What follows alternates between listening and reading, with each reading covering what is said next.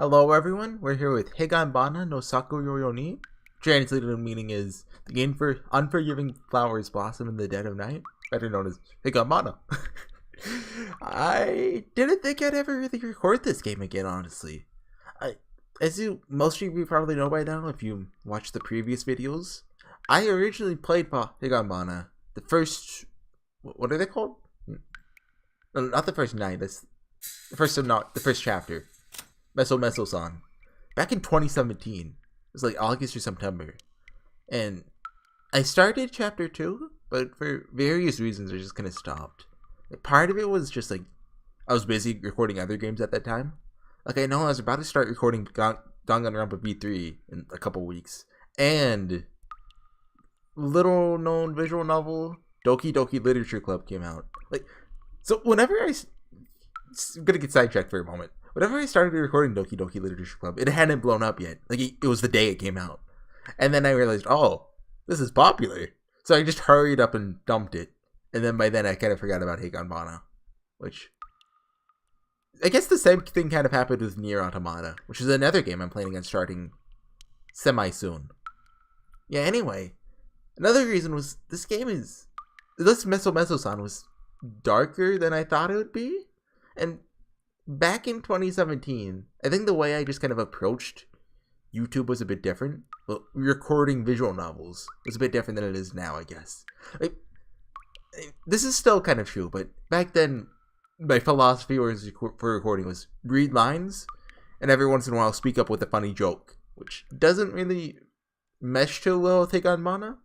It's not saying there's no room for jokes, just like, you know, it's a bit... You get what I mean? And now I think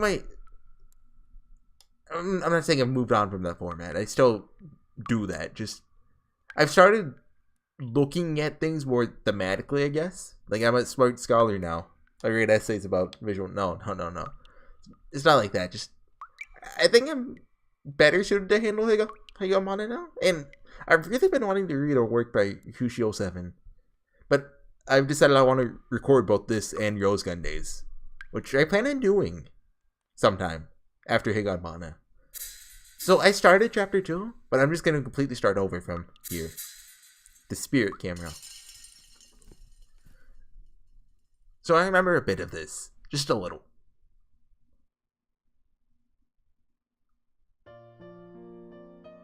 This font's nostalgic. I mean, I've been reading Umineko, 2 idiots reading Umineko with Grant, but still, this is the Umineko font. Well, I mean, I guess it's well, I don't think it's also the Higurashi font, because maybe. I don't think it is, though. But which one didn't do this? I just found that out a couple of days ago. It was a different team. Their logo was at the... They have like a witch in their name? Wait, no. Lily. Black Lily Project? Something like that. I should probably... Maybe it says in the backlog. Oh, we don't have a Wait, no, there's like an index, isn't there? I remember there being an index. Anyway, let's just get started. This is the strange story of how, with the reorganization of their local school, the students took pride in the new, larger building, as well as how their resident 7 school mysteries also grew by 1. So last time we had like what's her name? Marie? I know it was close to Maria. Became like a yokai, right? And I know I haven't gone back and rewatched the original 4 episodes yet, which I will. Probably in the next couple episodes, just, you know. I'll get around to it. I promise. I'm gonna go back and edit them. Like, in case old me said anything stupid. By you know, new me standards. The tale of how Takeshi Nonomiya got his hands on a camera. Nonomiya. Begins many years ago with an incident that happened in the science prep room. We're telling the story from the perspective of the future. Chapter 1 wasn't like that, if I remember right. This week, his group had the duty of cleaning the science lab and science prep room. Science prep room was by far the... No, right. Yeah, okay, I remember now. Okay. The science prep room was by far the more interesting of the two, as it was full of strange things. Because of that, it was popular among the students. That day, you'd earned the right to clean the science prep room after winning a round of rock, paper, scissors. There were a few students who did the cleaning diligently, but there were also many who just used the time to goof off. That day as well, there were a group of girls skipping and chasing each other around all through the lab, science prep room, and even out into the hallways. By chance, at that time, he was all by himself. He had finished sweeping, and was frustrated to notice he was the only one still cleaning, so he was about to go call for some of his buddies in the group. Again, the group of girls, giggling all the while, chased each other around through the lab, out the prep room, and back into the hall. That's an Umineko sound effect. At that time, the last girl of the group happened to bump into the human anatomy dummy with her shoulder, sending it crashing into the floor. It hit the floor with such a force that it broke, its pieces scattered here and there. Just by looking at it, he could tell that it could not be more horribly beyond repair. She and he paused for a moment, dumbfounded by what had happened. Then their eyes met. To Takeshi Nonomiya, it was just an accident that occurred right before his eyes. He had no desire to cheer or panic. At the very least, since he wasn't the culprit himself, he felt pity on the girl, considering how she would apologize to the teachers and how angry they would be. But after giving him an uncomfortable look, the girl fled back into the corridor. Then, she resumed chasing after her friends. He was left alone with the scattered fragments of the fallen anatomy dummy. That's a new Umineko spoil. From here on, this begins a strange tale. Despite his insistence that she had broken the anatomy dummy, the girl and her friends claimed she had done no such thing. Now, in fact, they even went so far as to say none of them had gotten near the science prep room. But the image of the girl knocking over the anatomy dummy right up before his eyes was burned into Takeshi Nonomiya's mind. It was fixed there so clearly that, if he could, he would have printed and developed it like film. But the girls wanted him to produce real proof that if he had it. But one can't develop that which is seen by the eye alone, so he had no proof to give. Those girls were normally good students. And thinking statistically, girls at that age were more trustworthy than boys. What? Is that a stat?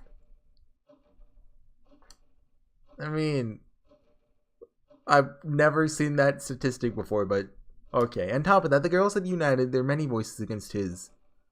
As a result, no matter what he did, the teacher decided that Takeshi Nonomiya was lying. It wasn't like he was beaten for it, only harshly scolded. Oh yeah, what year does this take place? I forget. But it was so very frustrating. Oh, he would never forgive the girls who had lied. But what was truly frustrating was that he couldn't present the truth he had seen with his own eyes.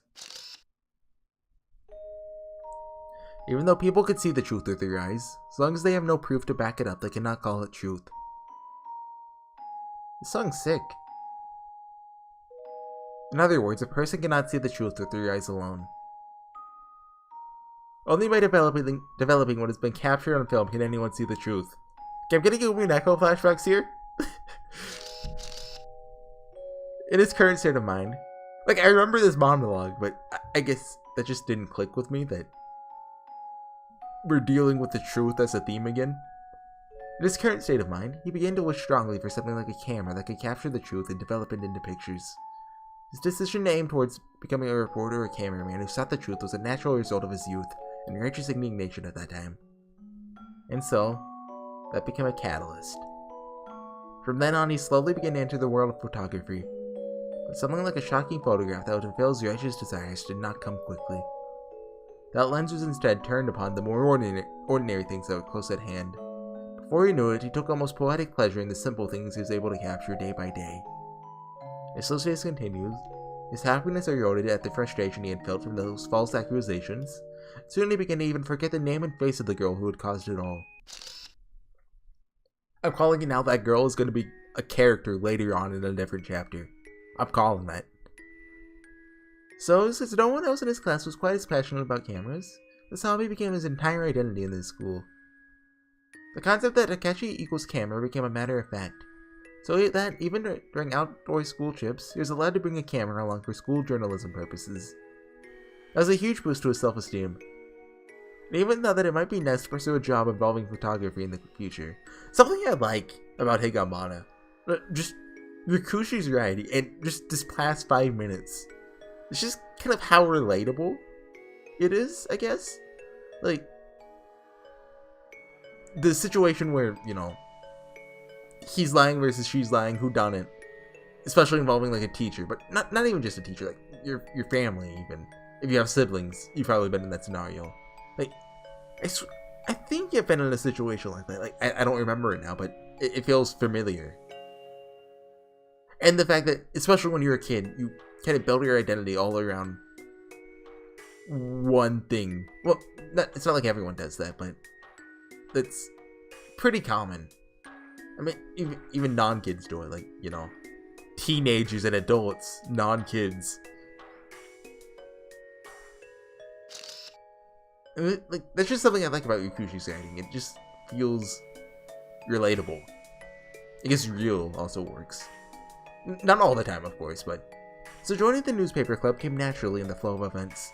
He was valuable as the person with the most knowledge of cameras in the whole club, so he would feel a thrill of joy whenever the club counselor called him cameraman. The room was very old. However, in a school that was growing to meet the needs of the increasing student population, having a room that had some more obvious history was a mark of pride for the newspaper club. I'm assuming this takes place between the 60s and 80s. It's just an assumption. In the room, the club members sat around a desk on folding chairs. The shelves on the walls were overflowing with old books, documents, and clippings, as well as old and broken equipment. There's no way of telling what belonged to the club originally and what had been brought and forgotten by members long ago. And above all, the stench of dust and mildew lingered in the chaotic club room. You know, this newspaper club seems to have got a super long history. Even before the war, this club's been around since the day the school opened, so the rumors say. Club president muttered this sullenly, while the club was in the middle of chattering idly rather than deciding on the theme for the next bulletin. Takeshi, looking for some kind of interesting idea that they could go with, was fishing around in the old shelves. Because some of the older shelves in the back had mountains of piled books, some went as far as to say the place was a nest of demons. Once carelessly entered, no man could return. He was hoping that in that hidden place, he could find something rare sleeping, something amazing enough to put this endlessly repeating meeting to an end. Nanomiya, how's it look? Dug up anything interesting yet? If we're that far back, it's probably all pre-war albums and stuff. Alright, it's amazing. We're in the same room, but over here it feels like I've stepped right into the Meiji area, period. Some kind of time capsule right in this room. Meiji period is 1860s, right? My Japanese history sucks, but I think that's right. Only, you know, minus the capsule. Everyone laughed hard at that. Is that a joke? Well, we're fifth graders. It's funny. I don't know. It never specified if this is elementary school or middle school. Or at least the translation didn't. Where even the fruitless meeting, it was as if everyone's boiling point for laughter was at a much lower temperature. Just like the club president had said, most of the books on the shelves tucked away in that nest of demons were amazingly old. Even just looking at the dates, they weren't just Taisho era. There were many that went back all the way to the Meiji. As he went through the books, he even found the old, dried, ominous remains of insects. The term nest of demons wasn't all talk. Oh. Suddenly, Takeshi found it. Wow, what did he find? I have no idea. I haven't read this bit before. It was an old instant camera. Instant photos tend to lose their color quickly, so it would have been useless for records. However, by using it, one would never need to go through the hassle of a dark room for developing as they would with a normal camera. To put it simply, it was thought of more as a kind of toy camera. I always wanted one if I could get my hands on it, but before today I never had the chance. But I somehow felt uneasy about this. That I found an instant camera like this, buried among a mountain of books that dated back to the school's founding, somehow made me feel uneasy. It was an old camera, but it was beyond state-of-the-art at the time of the school's founding. In spite of that, it had been buried in the depths of this place as if it had been sealed away. I touched it. I felt a tiny jolt, almost like a static shock. I timidly pulled my fingers back, then reached out to touch it again. It was cold to the touch. There are no names written on it, nor any labels marking it as school property. Judging by how dusty it was, it would be fair to assume that it had been broken and then abandoned here by some student long ago. I wonder, if I put some new batteries in it, would it even work? No, even if it did, I can't use the film inside something this old. It probably expired years ago by now. But, somehow, Takeshi just couldn't tear his eyes away from this toy he had found. This is the classic Rikishi, just perspective constantly changing. Which is relevant in Umi and Echo, but I don't think it's gonna be here. Maybe, just maybe, it could still work. If not, he could always throw it away again. If it did work, it'd be the perfect plaything to change up his everyday life. President, do you think this thing still works? Takeshi, hoisting the instant camera, once again climbed his way through the demonic pile of books and returned to where the other club members were. What the heck is that? An old beat-up camera? Was it dropped back there? Yes, all the way in the very back. It beats something one of our predecessors forgot long ago. The other club members hoped that maybe there'd be something interesting photographed in the film left in the camera. But because this was an instant camera, it didn't retain film. It would instantly develop and eject after taking a picture, thus no trace of past pictures could be found. And it wasn't as if there were any club members who wanted to touch this sort of old dusty camera. After someone suddenly interjected upon, they all laughed and their focus on the matter completely vanished. Hold on. What's a funny pun? I guess you could say this is a canera. Since it's so old, it might as well be a tin can. Look, you put me on the spot. By you, I mean I put myself on the spot. Takeshi left them to themselves, put some new batteries into the instant camera. He wasn't expecting it to work. If it didn't, he'd just trash it. The 1 in a million chance it did work, it'd be his lucky day. Those were his feelings as he changed the batteries. He turned it over. To his surprise, a glowing light signified that it was receiving electricity. Takeshi aimed the camera at his clubmates, who were still laughing among themselves, and pushed the shutter. The shutter resisted quite stubbornly, but then it made a pleasant snapshot noise with a click. The club members were shocked when the ancient camera managed to take a picture. Of course, Takeshi was as well. Then, a picture appeared sliding from the front of the camera. First it looked like there's nothing on it, but slowly, an image began to appear. Whoa, that's amazing. It actually worked. You capture any ghosts in the picture? An old strange camera like this could probably do that, right? Now that you mention it, I feel like I heard a story like that from someone who graduated. Somewhere in this room, there's a hidden camera that could photograph souls, or something like that.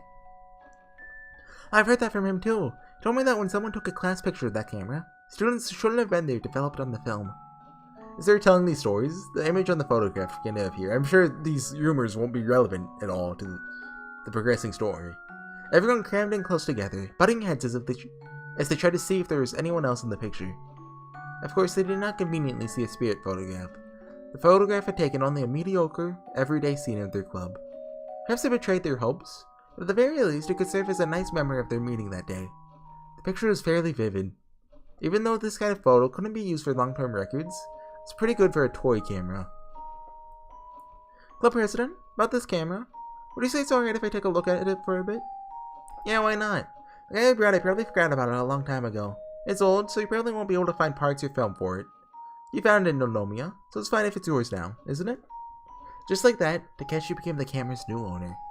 If he reset the camera, probably held no particular interest to the rest of them. There were only a few shots of remaining film left in it. Someone probably couldn't even play around with it, even though it was a toy camera. Even so, his encounter with the camera must have tied him to a divine plan of great importance. With that kind of positive thinking in mind, he headed for the exit. In the end, as usual, the group had fallen back to deciding on a safe theme for the bulletin. More than safe. That idea was so uninteresting that it should have been rejected as soon as someone said it. They're just going to decide on something like that. They should have done it earlier instead of wasting so much time. Oh well, it's always like that. It was the evening. Dusk. In the hallway, stained orange by the setting sun, there was no sign of any other students. From a distance, one could hear the rousing shouts of the athletics clubs, but those were so distant, they only served to accent the hallway's loneliness. So, there's no way I could have bumped into someone. I was so excited about the camera that I couldn't take my eyes off it as I walked. So, when I suddenly noticed that someone was there, I jumped in surprise. And in that moment, I felt the camera slip from my fingers. The camera was such a fragile thing. If it hit the ground, it'd definitely shatter. But with the grace of a badminton player hitting a birdie at the last moment, the girl before my eyes gracefully scooped the camera out of the air. It had been a hair's breadth away from hitting the ground. You shouldn't watch where you're going, right? Next time a camera might not be the only thing that falls over. The girl laughed with the perfect grace and elegance. I even did the thing where you put your hand over your mouth as you laugh. A main character. From the way she spoke in the atmosphere, I assume she was an upperclassman. As I bowed in apology, I glanced at her name tag. Maybe by rain or something else, and then washed out it was impossible to read. And so, I was caught in the strange situation of not knowing whether the person I was talking to was older or younger than me. But if it really didn't matter how old she was, did it? The whole thing was my fault for being so absent-minded. So regardless, Takeshi apologized to her as he would an upperclassman. I'm terribly sorry. Also, thank you very much for catching the camera. Not at all. This seems like an interesting camera, doesn't it? Oh, you can tell? Yes, it's an instant camera, you see? It's the type that develops the picture as soon as you take it. Though it looks to be a pretty old model. Old things often have various things dwelling within them. The camera looks as though it could even capture things ordinary cameras couldn't, doesn't it? You know about that too? The older members in the newspaper club have mentioned it. How there's rumors of a spirit camera being hidden in our room. They're saying this could be that camera. That's right. It's true. Eh? The girl giggled. Even though there's no wind, the girl's long hair was swaying as if it was in a breeze. Pictures are cruel, aren't they? They record the truth for eternity. But no one can really know if that is a good thing or not. Human corpses rot, or eaten up by worms, give off such an unpleasant smell. But in the end, they return to the earth and cleanly disappear. What if there's a corpse that couldn't run away? What if such a corpse remain exposed for all to see forever? I wouldn't want that. If I died, it's unpleasant to think that my body would be devoured and torn to pieces, but the thought of existing forever as an unsightly and empty shell is unbearable. So when I say that stuffing dead animals and taking pictures are equally as cruel, you understand, don't you?